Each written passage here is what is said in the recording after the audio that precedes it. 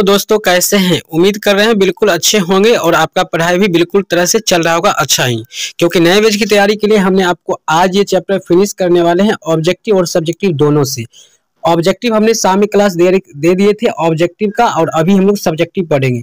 हमारा उम्मीद है कि 480 से ऊपर आप लोग ला सकते हैं बिल्कुल रूप से, क्योंकि जिस तरह से हमने पिछले 5 सालों से मेहनत करते आए हैं विद्यार्थियों के पीछे आर्ट्स के लिए खास करके, उसमें काफी अच्छे अच्छे अंक लाए हैं बच्चे। तो हमें उम्मीद है कि इस बार टॉपर जो भी निकलेगा आप इस चैनल के माध्यम से और हमारे ऑफलाइन वाले बच्चे जरूर रूप से टॉप 10 में जगह बनाएंगे। तो आप लोग भी टॉप 10 में जगह बना सकते हैं। इसके लिए आपको तैयारी हम डेली यहाँ पे करवाएंगे। तो इसके लिए अगर आप पहली बार आए हैं इस चैनल पर, तो चैनल को आपको शुरू में ही कह देते हैं सब्सक्राइब कर लेना है और बेल आइकन को दबा लेना है, क्योंकि डेली आपका क्लास यहाँ पर चलने वाला है आर्ट्स का। जितने भी दोस्त हैं साथियों हैं सबको लाइए यहाँ पे और क्लास कीजिए, अच्छी तरह से कीजिए, आपको गजब का तैयारी हो जाएगा यहाँ से, हम उम्मीद है बिल्कुल रूप से, और आपको आशा दिला रहे हैं कि बिल्कुल अच्छा तैयारी होगा। देखिए इसका जो है इम्पोर्टेंट प्रश्न है। सबसे पहला प्रश्न जो है, हड़प्पा सभ्यता के पतन के मुख्य कारण क्या थे। काफी ज्यादा वीवीआई क्वेश्चन है, आप किसी से भी पूछ सकते हैं, किसी भी बुक को उल्टा करके आप देख सकते हैं। हड़प्पा सभ्यता कैसे समाप्त हुई, इसको लेकर विद्वानों में मतभेद है। यानी अभी तक किसी साइंटिस्ट को ये पूरी तरह से बात पता ही नहीं है कि कैसे उसका पतन हुआ है, लेकिन कुछ का अनुमान लगाया गया है जो निम्नलिखित अनुमान है। कुछ लोगों का मानना है कि सिंधु क्षेत्र में आगे चलकर वर्षा कम हो गई थी, यानी ये वर्षा मुख्य कारण मानते हैं कि वर्षा कम हो गया था, जिसके कारण धीरे धीरे उसका क्या हो गया, पतन हो गया। कुछ लोगों का मानना यह है कि इसके पास रेगिस्तान बढ़ता गया, यानी बालू बढ़ गया, जिसके कारण यहाँ पे फसल अच्छा नहीं हो पाया और मिट्टी में लवणता बढ़ गई और यह इसका पतन हो गया। वहीं कुछ विद्वानों का मानना है कि भूकंप आने से बस्तियां समाप्त हो गई। वहीं कुछ दूसरे लोगों का कहना क्या है कि भीषण बाढ़ के कारण यहाँ मतलब पतन हो गया हड़प्पा सभ्यता। तो इस तरह से इनका आंसर जो है आपको यहाँ पे 5 तरह से यहाँ पर दिया गया, सभी का अपना अपना अलग मायने होता है। यह विचार यह भी माना जाता है कि सिंधु नदी की धारा बदल गई, यानी ये नदी का धारा जो है ये इधर न जाकर बदल गई, तो इस वजह से भी हड़प्पा सभ्यता का पतन हो गया। तो कई कारण है, आपको इसको थोड़ा से पढ़ लेना है, एक आध बार लिख लेना है, आपको याद हो जाएगा, मुझे पता है, क्योंकि बिल्कुल रूप से आसान शब्दों में हमने यहाँ पे लिखकर दे रखा है। अगला सवाल आपका 2 नंबर है कि सिंधु घाटी सभ्यता को हड़प्पा सभ्यता क्यों कहा जाता है। बहुत ज्यादा इंपोर्टेंट क्वेश्चन है, आपको पता भी होना चाहिए। सिंधु घाटी सभ्यता को हड़प्पा सभ्यता इसलिए कहा जाता है क्योंकि इस सभ्यता का खोज 1921 ईस्वी में आपको बताए थे।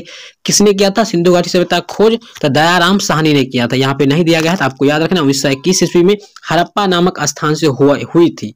हड़प्पा संस्कृति का विस्तार पंजाब, सिंध, राजस्थान, गुजरात और बलूचिस्तान हिस्सों और पश्चिमी उत्तर प्रदेश के सीमावर्ती तक फैला हुआ है। इसी वजह से इसका नाम, इसको जो सिंधु घाटी सभ्यता को हड़प्पा सभ्यता भी कहा जाता है, क्योंकि इसका अधिकांश क्षेत्र सिंध में पड़ता है। ठीक, आगे बढ़ते हैं। 3, हड़प्पा सभ्यता के संस्कृति के बारे में जानकारी के क्या स्रोत है, यानी वहां की संस्कृति के बारे में आपको क्या जानकारी है। हड़प्पा संस्कृति के बारे में जानकारी कराने वाले अनेक स्रोत उपलब्ध है। सर्वप्रथम हड़प्पा एवं मोहनजोदड़ो जैसे विभिन्न नगरों की खुदाई से प्राप्त विभिन्न भवनों, गलियों, बाजारों और स्नानगरों आदि के अवशेष हड़प्पा संस्कृति पर प्रकाश डालते हैं। इन अवशेषों से हड़प्पा संस्कृति के नगर का निर्माण एवं नागरिक प्रबंध के विषय में भी पर्याप्त जानकारी प्राप्त होती है। दूसरे कला के विभिन्न नमूने, जैसे कि मिट्टी, नमूने मतलब होता है एक सिंबल, नमूने, मिट्टी के खिलौने, धातुएं, मूर्तियां, विशेष करके नाचती हुई लड़कियों की तांबे का प्रतिमा हड़प्पा में मिला है, खुदाई करने के बाद वहां पे मिला है। ठीक है, इससे पता चलता है कि पहले जमाने के लोग का जीवन यापन कैसा था, कैसे वो लोग जीवन यापन करते थे। ठीक है, तो इससे हड़प्पा संस्कृति के संबंधित लोगों के धर्म, पशु पक्षी और पेड़ पौधे और उस समय के लिपि का अनुमान लगाया जाता है। लोग ऐसा अनुमान लगाते हैं। इस तरह से आपका वो सवाल भी कंप्लीट है। आप लोग आकर के इसको डाउनलोड कर सकते हैं, पीडीएफ अभी से आपको पढ़ते चलना है और सभी प्रश्न को आपको लिख लेना है। आप कह रहे हैं यार, आप लोग रिक्वेस्ट कर कहते हैं इसको लिख कर चलिएगा अभी से। विश्व के 7 आश्चर्यों का नाम लिखना है आपको, ये भी महत्वपूर्ण प्रश्न है, काफी बार पूछा गया है। आप क्वेश्चन बैंक उल्टा के देख सकते हैं। आपको कैसे लाना है 480 प्लस, ये हम आपको ट्रिक बताएंगे, बिल्कुल रूप से आप ला सकते हैं अगर थोड़ा भी मेहनत करते हैं तो। अगर शुरू से पढ़कर, मिस्र का pyramid, statue of liberty, Acropolis of Athens, Agra का ताजमहल, पीसा का मीनार, चीन की दीवार, रोम, इटली का कोलोसियम, ये सब जो है प्रमुख ऐसे मतलब दुनिया का सबसे आश्चर्य चीज है ये सब। ठीक, 7 आश्चर्य का नाम है। सिंधु घाटी सभ्यता के लोगों द्वारा बनाए गए मिट्टी के बर्तन थे, जो इस बात को स्पष्ट करती है कि यह संस्कृति पूरी तरह से विकसित थी। बहुत ही अच्छा सवाल है। सिंधु घाटी सभ्यता के लोगों के द्वारा प्रयोग में लाए जाने वाले बर्तन चाक पर बने होते थे। चाक अभी के जमाने में देखते होंगे दिया बनाया जाता है जिस पर घुमा करके, के रूप का आकार दृष्टि से इन बर्तनों की विविधता और सुंदर आश्चर्यजनक है। पतली गर्दन, बड़े आकार के घड़े तथा लाल रंग के बर्तन पर काले रंग की आदि हड़प्पा के बर्तनों की विशेषताएं हैं। यानी उस समय जो मिट्टी का बर्तन बनाया जाता था उसमें ये सब सिंबल देखने को मिलता था। और अनेक भी यहाँ पे और तरह से दिया गया कि इन बर्तनों पर अनेक प्रकार के वृक्षों, त्रिभुजों, वृत्तों, वर्ग यह सब का फोटो बनाया रहता था, यानी नमूना उसका तैयार किया जाता था। सिंधु घाटी सभ्यता के जल निकासी प्रणाली का वर्णन करिए। ये भी बहुत ही इंपॉर्टेंट क्वेश्चन है आपका। सभी जो भी हम पढ़ा रहे हैं आपको इस चैप्टर का फिनिश क्वेश्चन है कि मतलब कि आपका सब्जेक्टिव ऑब्जेक्टिव दोनों खत्म, इससे अलग आपसे नहीं पूछा जाएगा। तो मोहनजोदड़ो के नगर नियोजन की एक प्रमुख विशेषता यह यहाँ की प्रभावशाली जल निकास प्रणाली थी। मतलब पानी कैसे यहाँ पे निकले, ठीक। यहाँ के अधिकांश भवनों में निजी कुएं और स्नान नगर होते थे। देखिए स्नान नगर पूछता है क्या है, तो स्नान नगर होता है कि वहाँ पे एक एक रूम बनाया जाता था सबसे लाइन से, और सब में स्नान करने के लिए नल होता था, सारा व्यवस्था होता था, उसी को स्नान नगर कहते थे। भवन के कमरों, रसोई, स्नान नगर, शौचालय आदि सभी का पानी भवन की छोटी छोटी नलियों से निकलकर गली की नाली में आता था। गली की नाली को मुख्य सड़क के दोनों ओर बनी पक्की नालियों से जोड़ा गया था। मुख्य सड़क के दोनों ओर बनी नालियों को पत्थरों अथवा शिलाओं द्वारा ढक दिया जाता था। मतलब कि घर का छोटा नली है उसको छोटा छोटा नली करके निकाल के और सड़क का जो बड़ा नली था उससे जोड़ा जाता था। अभी भी ऐसा देखते होंगे शहर में, नगर निगम जितने भी बने वहां पे ऐसा अभी भी होता है। तो इस तरह से ये सवाल भी आप अच्छी तरह से समझ सकते हैं। कुछ आंसर आपको लगे कि समझ में नहीं आता तो उस लाइन को छोड़ भी देना है आपको, जरूरी नहीं कि सबको रटना ही है। मोहनजोदड़ो के सार्वजनिक स्नानघर के विषय में बताइए। स्नानघर सार्वजनिक होता था जिसका उपयोग सभी कर सकते, ऐसा स्नानघर होता था, बनाया जाता था जिसका उपयोग सभी लोग कर सकते। इस क्वेश्चन को दूसरा भाषा में ऐसे पूछा जा सकता है कि मोहनजोदड़ो के विशाल स्नानघर का विवरण दीजिए। तो यहाँ से आप आंसर इसको लिख सकते हैं, अच्छी तरह से लिख सकते हैं, बिल्कुल रूप से अच्छा है और शानदार तरह से दिया गया है। अगला जो इंपोर्टेंट क्वेश्चन है वो है आपका मोहनजोदड़ो का अन्ना नगर। अन्ना नगर का मतलब था भोज, मतलब कि अनाज को रखने के लिए एक नगर बनाया जाता, घर बनाया जाता था, जो कितना कैसे होता था देखिए यहाँ पे। अन्ना नगर मोहनजोदड़ो में 45.42 मीटर लंबा, इतना मीटर चौड़ा अन्ना नगर मिला है। हड़प्पा के दुर्ग में भी 12 धान्य कोठार खोजे गए। ये 2 कतारों में 6-6 की संख्या में थे। धान्य कटोरे ईंटों के चबूतरों पर है, प्रत्येक का आकार इतना और इतना है। अन्ना नगर में हवा जाने की व्यवस्था थी। अन्ना नगर का सदृढ़ आकार प्रकार हवा था। आने जाने की व्यवस्था, इनमें अन्न भरने की निस्संदेह उच्च कोटि थी। मतलब कि अनाज को रखने के लिए एक अच्छा घर बनाया जाता था, अन्ना नगर कहलाता था। नाम से ही पता स्पष्ट है कि अन्न रखने वाला। हड़प्पा सभ्यता एक शहरी सभ्यता थी कैसे? हड़प्पा सभ्यता जो है यह एक शहरी सभ्यता थी कैसे? बहुत ही अच्छा क्वेश्चन है। और देखिए ये हम अभी आपको बता रहे हैं, ये मात्र 9 प्रश्न ही हुआ है, 18 प्रश्न टोटल होगा इस चैप्टर का इंपोर्टेंट आपका। ठीक, तो बने रहिए इस वीडियो में, भागिए नहीं और सभी प्रश्न को ध्यान से पढ़िए और लिख लीजिए। हड़प्पा सभ्यता एक शहरी सभ्यता थी। इसके अंतर्गत अनेक नगरों के अवशेष मिले हैं। मतलब इसमें अनेक नगर के अवशेष मिले, ज्ञान प्राप्त हुआ है, जिसमें हड़प्पा, मोहनजोदड़ो, लोथल आदि प्रमुख है। याद रखिएगा कहाँ क्या क्या मिला है, हड़प्पा, मोहनजोदड़ो और लोथल, कालीबंगा इत्यादि, ये सब यहाँ पे मुख्य शहर मिला है। मतलब फेमस शहर है हड़प्पा का। हड़प्पा सभ्यता का फेमस शहर के नाम में ये सब प्रसिद्ध है।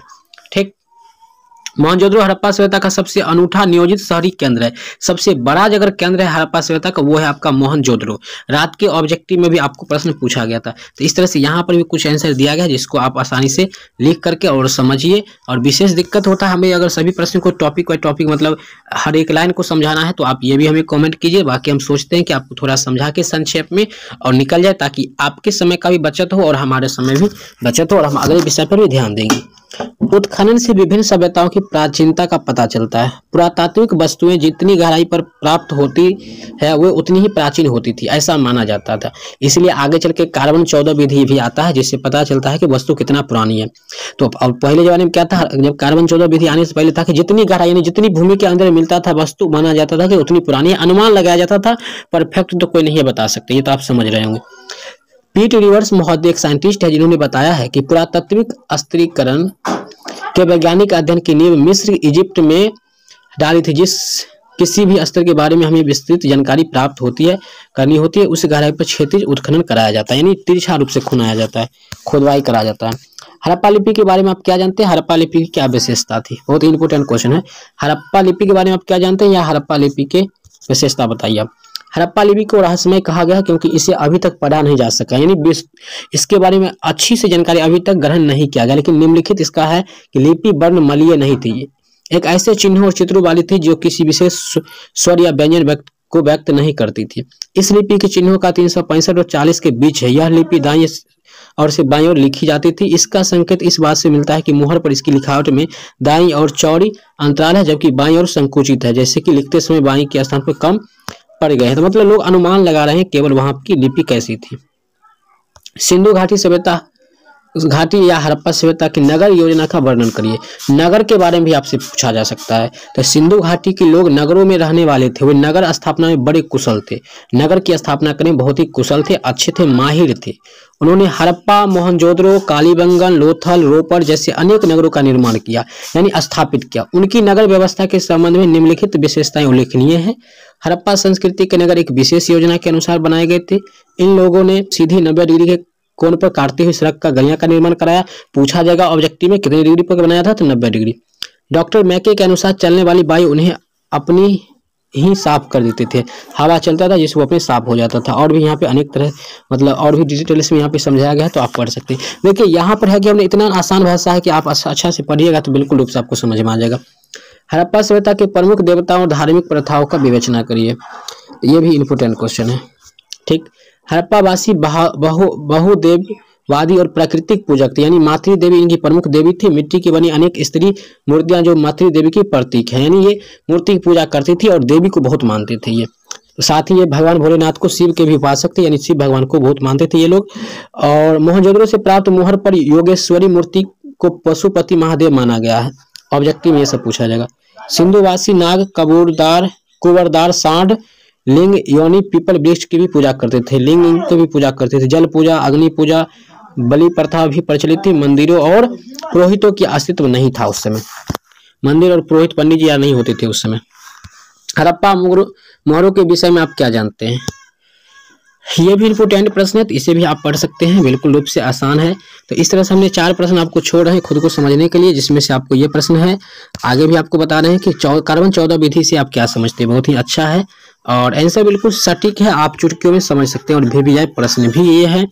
नीचे आपको हम बताएंगे 17 पुरातत्व से आप क्या समझते हैं, ये भी इंपॉर्टेंट है। और अभिलेख से आप क्या समझते हैं। पुरातत्व और अभिलेख में से एक प्रश्न हर बार पूछा जाता है, तो इतिहास से लेकर में अभिलेख का क्या महत्व है, ठीक है, तो ये भी आप देख सकते हैं। अभिलेख का मतलब होता है कि पहले जमाने के लोग सिक्का पर क्या करते, अपना नाम लिख देते थे, फोटो बना देते थे, पत्थर पे बना के छोड़ देते थे, तो उसी को अभिलेख कहते थे हम लोग, ठीक है। खुदे हुए होते थे जो कि कभी मिटे नहीं, जले नहीं, ऐसा कर देते थे। और पुरातत्व मतलब होता है कि जब पृथ्वी के अंदर से किसी वस्तु को खोद करके निकालते हैं, उसके बारे में अध्ययन करते हैं। पुरानका वस्तु का जो अध्ययन करना ही पुरातत्व कहलाता है। उम्मीद है कि आपको समझ में आ गया होगा। विशेष जानकारी आपको चाहिए तो इसके लिए आप गूगल पे जाकर के इसे डाउनलोड कर सकते हैं।